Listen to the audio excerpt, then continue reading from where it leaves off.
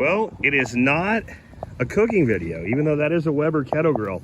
We're gonna be making some biochar, and this is less than optimum stuff. This stuff is like kind of half dead, but it's kind of late in the day, and I just wanted to test this theory, so this stuff is great for that because it'll probably make less of a burn. But when I looked at the kettle grill, I was like, gee, that looks an awful lot like a cone kiln. And right now I have it full on with the airflow going to establish a coal bed. And of course it can be really easily choked off. I actually have an idea where we will be able to expand the capacity of this by quite a big deal. But my thought is, what if people who didn't want to invest in a kiln were willing to invest in a grill? So you can buy one of these for about 150 bucks. The idea I have to add on gives you greater cooking flexibility, costs about another $80, and will expand your production capacity. So we're gonna play with this. I have this material here. Again, a lot of this was kind of really, yeah, it's dry, but it's rotted to a degree. A little bit of green stuff in it, but almost all of it is. And then I've got a pile over there I'm gonna bust down with that chop saw there. So I've got basically a full wheelbarrow and this pile over here. And I don't know if we'll be able to process all this material, but I think we will, because generally you get about 1/3 of what you put in, minus the airspace. Because as the charcoal begins to break down, it actually takes all that, you know, look how much space there is here, right? So if we just wood chipped that, it would fit in there. So I think there'll be no problem fitting it all in there, but we'll see. So this stuff here is all a bit bigger than my electric pruners will take down. So I'm gonna put that all on the chop saw, put it in pieces about that big, because why not? It's easy enough to do. And we'll see what we can do with a Weber kettle. And if this works, then we'll try the, it's a rotisserie accessory with an expansion ring, is what my thought is. And we'll see how it goes. So when I started this, it was really a risk. I didn't know if it would work. It seemed like it would, but it's gonna work perfectly. I can see that now. So I've gotten to a point now, I did that little bit of startup like you saw at the beginning. I added some really brushy stuff, a little bit of heavy wood. And when I say heavy, I mean bigger than this, you know, longer, but bigger around than that, to get a coal bed down. Did that like 2 adds. Then I choked it off, closed the vent on the bottom. So right now this is effectively a charcoal kiln. It's not letting any air in from the bottom. There's enough heat built up.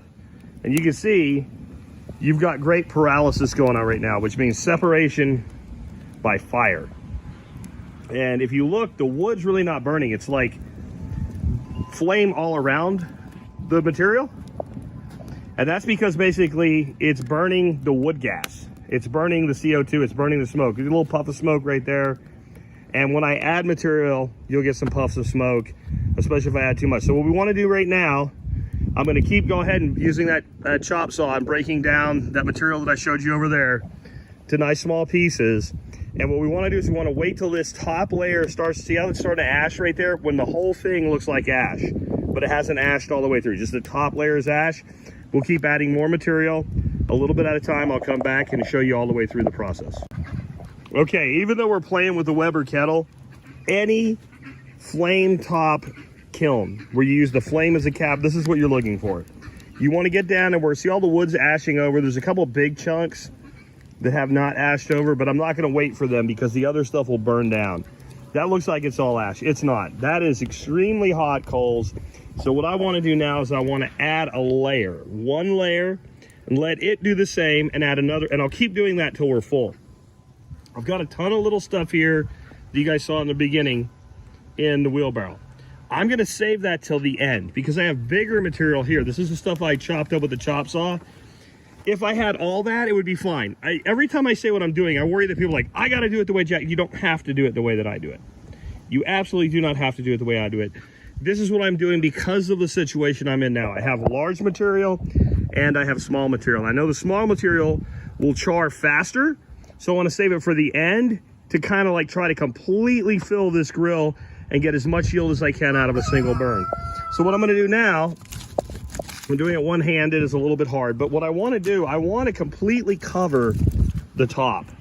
I don't want to cover it deep. I want to stop the lower layer from burning. This would be where it'd be great if I had the camera woman right now, right? I want to completely cover, and if I can, I want to do like, you're never going to get it perfect, but I want to try to get a single layer, and you're going to see smoke start to pour out of here. Because when this goes in, no matter how dry it is, let's say that this is 10% moisture, perfect, like you cream your jeans over how great it is. It's still going to have moisture in it. And that's why, like, you see big pieces like this, I cut these pieces really like small this way. It's going to start off putting its moisture and then eventually its gas out these sides. We've all seen like where a little thing like that acts like a little pipe and you see flames coming out there. That's the wood gas burning. So since I had a chop saw out here, any of the bigger stuff I did that with, I cut into smaller pieces. And you can see it starts to burn almost immediately, but it's gonna smoke. And I want enough to cover everywhere that it's ashing over. So see right there, it's ashing over. I wanna make sure I get a piece of wood on, well, I missed that. This is harder to do when you're doing it by yourself. Let me get it done and I'll explain what I've done. It's probably easier than doing it as I'm doing it. And excuse the smoke. You see the center there? I've still got some area that's not covered. I want to cover that. And if you're using smaller material, it will go faster for you.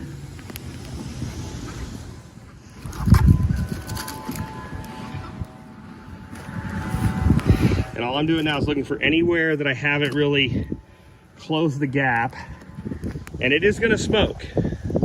And this is the one thing about open top kilns: when you add material, you're going to get a smoke event. And what you want to do is you don't want to add so much that you get like a long duration smoke event. Those of you that were here when we broke in the saddle cut barrel kiln for the workshop, you know that I got tired toward the end and I just threw shit in there and I made giant wafting smoke clouds. That we learned one thing about hackberry leaf. Hackberry leaf smells like cannabis when you burn it, just so you know. But you can see the flames are starting to come through immediately. Once those flames come through heavy, we'll start burning all the smoke except the steam, because there is some moisture in there. So it's gonna steam as it releases moisture. But once we get past the moisture and we get that flame going again like it was, and I'm gonna cut out right here in a second and I'll come back once they catch and I'll show you. Once you have that good paralysis going again, all that smoke that's coming up, as it comes up through, the flames will burn it and we'll get almost no smoke. Okay, so we're on to like the next layer of where we're getting good burn, we're getting good paralysis, we're getting good wood gas coming off. You see very little smoke. And what I'm gonna do, I'm gonna back up and I'm gonna hope you can see it on the camera. Every once in a while, there'll be a little puff of smoke. And of course, while I'm doing it, I can see it. I don't know if you can on the camera, but there'll be little wafts of smoke and they'll come up to about here. And it's almost like, it looks almost like, come on back, I don't want you to leave. And what's happening, there was a good puff right there. The smoke is actually combusting. We have so much heat in the upper layer of this flame cap now that as the smoke tries to escape, the smoke is being incinerated, because smoke is fuel. This is why there's a movie called Backdraft. The number one thing that firefighters fear is a backdraft. And that's where the smoke builds up on the roof, and eventually the fire gets hot enough that smoke ignites, and then it's just completely like, it just takes the whole building out. And you can see we're already starting to get a little bit of ash there. We want to get another light. I'm going to go on this side. The wind's blowing at my back now. We want to get another full layer of ash. We'll add another layer, and we'll just keep doing that until the thing's full. And then we'll extinguish it. Now, in theory, I should be able to close the vent on that lid, put that on there, and extinguish it. I am in and out on this. I don't know if I trust it. You have to really cap all the freaking oxygen to use that as an extinguish method. It would be nice not to have to quench it, but I haven't decided what I'm gonna do yet. But that's a really good shot there. You can see right there, we've got perfect paralysis going. We've got wood gas coming off. We got no consumption of the feedstock at all. Now, the one thing we do have, you see that material right there? That is not off-gassing yet. Like, there's a cool spot there. And so what I'll do is I'll grab that little rake there and I'll pull that over. But in time, that will take care of itself. Because we add the next layer, we're going to bring the roasting higher. And that's going to be very, very dry, and very hot, and very ready to off-gas, and very ready to carbonize. But that might be a piece, if I was betting money now, like when you get done with this burn and you pull everything out, there's going to be a piece that still is not fully carbonized. You're going to pitch to your next batch. That piece right there would be my guess. Am I going to worry about that? Not at all. So I'm sitting in my chair, having my drink, watching the fire burn. What a great pastime while doing something productive. And you can see it's a very clean burn. And every once in a while, again, you'll get a little waft of smoke. But most of the time when you get a waft of smoke, you'll see the flames actually combust the smoke. There, right there. That was a perfect example. Got a little waft, some got away, but most of it got, there it goes again. And I don't know how well you can see it on the camera, but we are incinerating most of the smoke. There is certainly no cloud. If you look here, I'm way out from it. There is no cloud of smoke anywhere. Trust me, that's either chemtrails or just clouds. I didn't do that. We are not creating any real smoke that the neighbors would complain about. This looks like nothing more than, what it is, a grill burning. And this is great for people in the suburbs because you could be doing this in the middle of the burbs. And what are you doing? I'm getting my barbecue ready. So I haven't even gotten up to look at it yet since the last segment, but you see how there's barely any flames? And there's probably more flames that I can see than you can see on the camera. Let me zoom in. But you can see how it's just barely flickering. When that happens, you're probably where you need to be. The two things are, yeah, see? We're back to another layer of ash. So I'm gonna throw another layer on there and we'll keep going and we'll see how much we end up with. So I initially thought we might get through all this material, but just looking at what's in there and what we have, I may not get through all the material, and that's fine. That just means we have enough for another burn. But it's time for a nice little wind waft there, bringing some fly ash up. But anyway, if we have more material, it's just another burn and more biochar. So again, with an open top kiln, it's not like a T-glut or something where you do it once and you let it burn down and you're done, where you keep adding on. Every time you add on, you're gonna get this smoke. But again, the first part of the smoke, if you look up here, like it disappears. And the reason it disappears is the majority of that isn't smoke. That is the moisture that's in that wood boiling off. So most of that smoke is actually steam. And then once the flames come up, it'll start combusting whatever part of the smoke isn't steam. Whatever is, CO2, CO1, etc., carbon monoxide, carbon dioxide. There's all types of volatiles that'll come off of that. But you see how that's pure white? There's no yellow, tawny nastiness to it. That's how you, and it doesn't, like if you were here, you would smell, there's no real smell to that. It does smell like a fire, but it doesn't smell like smoke where something stinks. And see how pure white it is? That's because what we're doing right now, we're just pushing moisture. And you can see as it goes, it just dissipates to nothing. Because once that temperature gets down low enough that it's not steam anymore, it just goes back into the atmosphere as water. So we're not pushing out much right now that is actually smoke. We'll get a little puff of smoke here and there of real smoke, and then we'll be back to combusting all.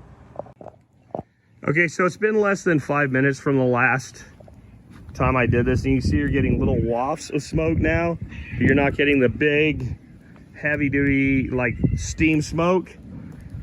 And I got called inside to do something for the wife, so I didn't catch it. I wanted to catch, what'll often happen, you'll have smoke coming out, smoke, and then it'll, like, I call it a burp.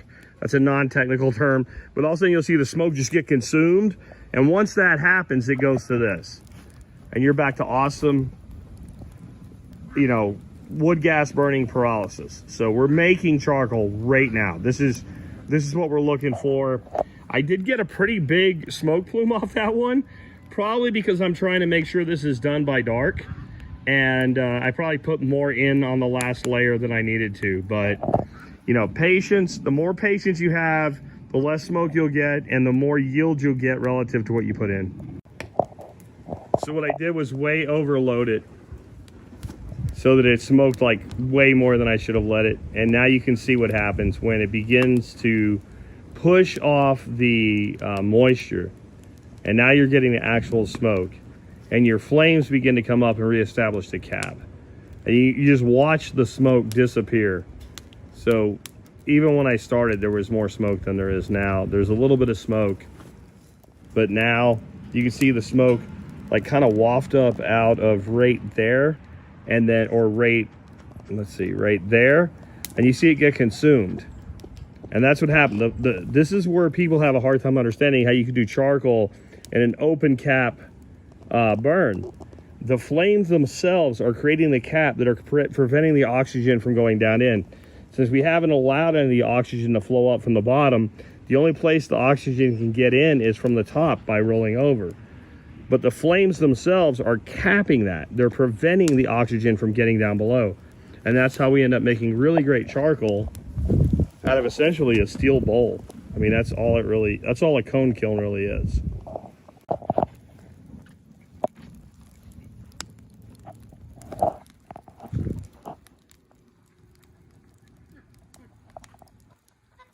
So we're getting toward the end here. If I wanted to gild the lily, I'd have a 5-gallon bucket of wood chips over here, but I'd have to go all the way over there, which is about 200 yards away to do it, and I don't feel like it. My wife's like, you've worked enough today, I want you to come in. So I'm gonna do that for her. We're gonna wait till this is done. And I really wanna believe if I just close that vent and cap it on there, it's gonna be enough, but I don't trust it. So what I'm probably gonna do is what I'm gonna call a soft quench. And instead of like soaking it till it's floating like I normally do, I'm just gonna hit it right at the end once it all ashes over and the flames go down. And then I'm gonna cap it with it closed. And hopefully that will be enough, and we'll see tomorrow. And then that should give me a dry, ready to crush char. And that would be great if that works out, because when you completely immerse it, it absolutely kills the burn. Everything's great, but you end up with, like, while you crush it for like a couple weeks of sludge, and you gotta like find this exact right moment where it's wet enough to not dust everywhere, but it's dry enough to crush well. So we'll see how that works out. You can see it's just starting to ash. There's still a lot of flame intensity, and as intense as this looks, give it another 15 minutes, I'll be back, and we'll be there with those little flickers at the end. It's almost dark. It's probably not gonna be dark enough for it to be really cool at the end, but if you ever make this stuff and you get to where it's just turned dark when you're done, so you're not up too late, it's really cool to watch those flames flicker, and you see a lot of burning above where you see it in daylight, because the gas burns so clean, just like natural gas, that you don't really see it in daylight. So what I'm saying is there's flames up around there that you're not seeing right now. We'll see at the end if we get that cool effect or not. Okay, so this is a point where I probably could get away with one, even two more layers on here if I bashed it down a bit, but I'm done. I'm ready to go in. My wife wants me in the house. But you see we've got an ash layer, and I would love to just take that thing, close the lid, and shove it on there. I don't trust it. But I'm not gonna do what I usually do, where I completely drench it.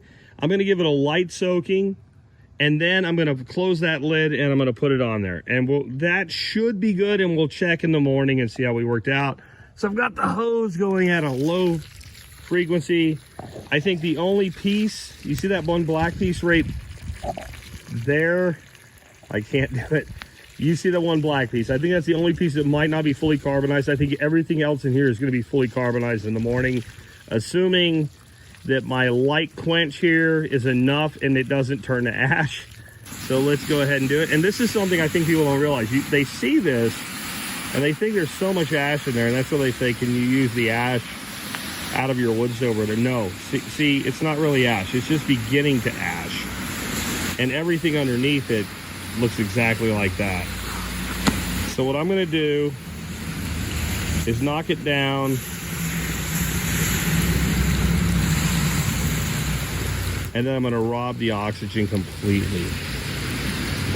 And that should be enough. And I based on the way this grill is designed, I would think if you close the vent all the way, which I have done since I think the second segment of this video is when I did that, and you put the lid on it, it should be enough by itself. I just do not trust it, and there's still a tremendous amount of heat coming off of there. But I think that little bit of knockdown and then closing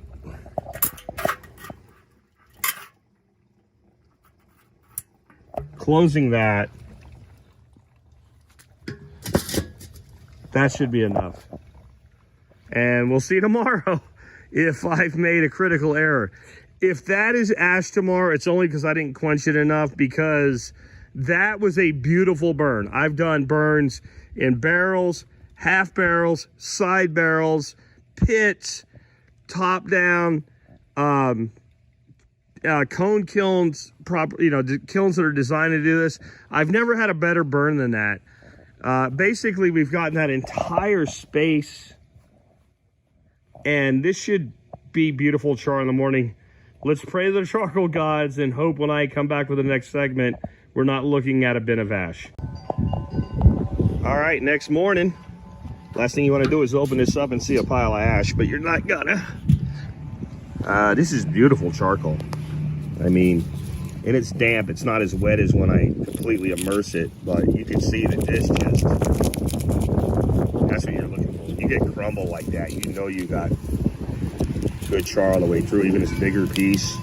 This was the one big piece that I said I didn't think would finish. Usually I don't like to add big pieces like this at the end, but and it's charred a little, but I can even see down in that crack some brown. So you might wonder, what do you do when this happens?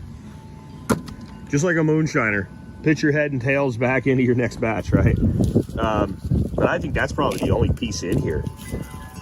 And as you can see, these cone kilns, well, this is actually obviously not a kiln, but we used it as one.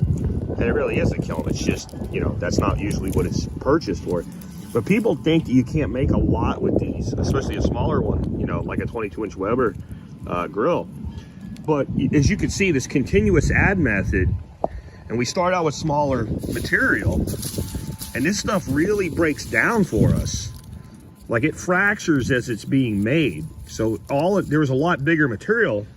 This is what was going in at about that level. This stuff here, this is what comes out. So a lot of that airspace, the air gap fills in as you keep adding layer upon layer. So, this is probably, looking at it and having done this before, knowing once it's actually crushed, it's going to take up even less space.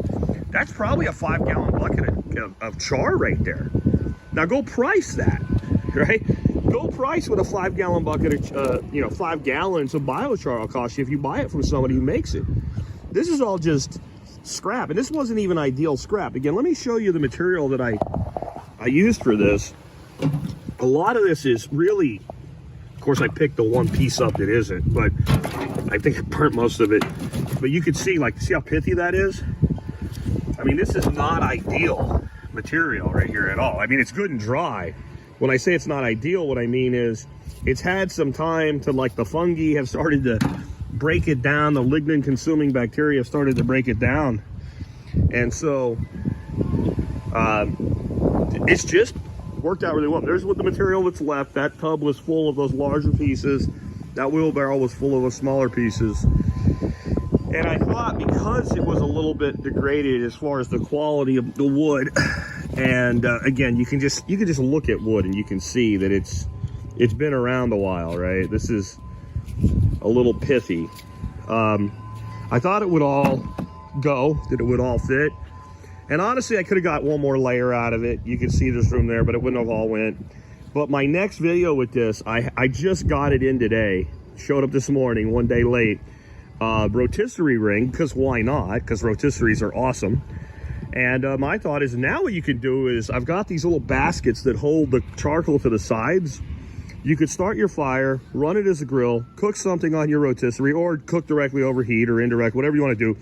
When you're done cooking, pull your food, and now you can go ahead and make biochar using that bed of coals that's left over from the cook as your base. Maybe throw a couple layers in to get a good fire going again. Pinch it off with the vents and go.